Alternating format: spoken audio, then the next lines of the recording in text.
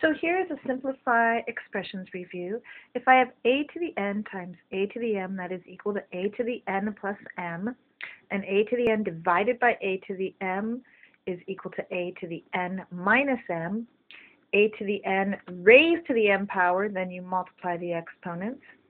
A to the 0 is equal to 1. A to the times b, all of that raised to the n power means each gets raised to the n power. And a to the negative n is equal to 1 over a to the n. So how would examples look like this? Well, if I had negative 3 squared, notice the parentheses are around negative 3. That would be equal to negative 3 times negative 3. That would be equal to 9. If I have negative 3 squared, the negative is not getting squared, just the 3. So that is equal to negative 3 times 3, which would be equal to negative 9. Notice the difference between those two. Here's another example. If I have 3x squared, all of that gets squared, times 2x cubed, all of that getting squared.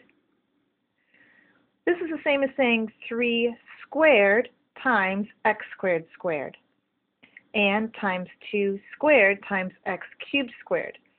That gives me, well, 3 squared is 9, and this, when I have a power raised to the power, I multiply those, so that gives me to the 4th.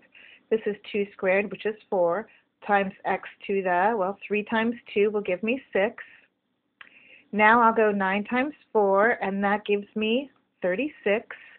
And x, when the bases are the same, I add the exponent, so that's x to the 10th. Notice this works with multiplication. The other thing that you need to notice is that this was 3 squared. So a common mistake students make are they say 3 times 2 and get 6 right here. This is 3 squared, which is why I do this step and break it down. Okay, another example would maybe look something like this. 5x squared raised to the negative 3 power.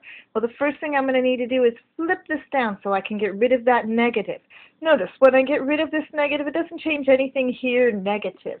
It just flips that down into the denominator. And that's equal to 5x squared, all of that cubed. That's the same as saying 5 cubed times x squared cubed, which is equal to 1 over 125 x to the 6th power.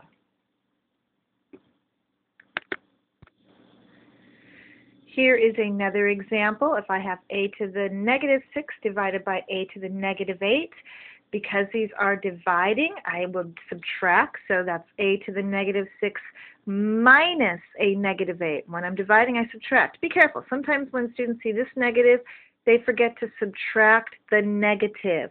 I need to subtract the negative here. So that gives me a to the negative 6 plus 8, because negative times negative gives me positive, and negative 6 plus 8 would give me a squared. And here's another example. If I have this term divided by that term, well, 6 divided by 12, and then this is going to be x to the 4th minus 6, y to the 3rd minus, well, if I just have y, that's the same as saying y to the 1st, and z to the 2nd minus 8. And when I do that, 6/12 is the same thing as saying 1/2. That would be x to the negative 2, y squared, z to the negative 6. Well, that's the same thing as saying y squared over 2. I'm going to flip this down because I don't want negative exponents, so that becomes x squared. And this z to the negative 6 would be z to the 6, because I don't want that. Another way to look at this, I do this method only if I have just positive exponents. And I would look here and say, where do I have more number? Well, there's 6 on the top and 12 on the bottom. I have 6 over 12 is the same as 1/2.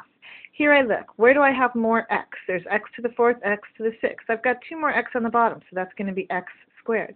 Y to the 3rd, y to the 1st. Where do I have more y? More y on the top. I have 2 more, so that's y squared.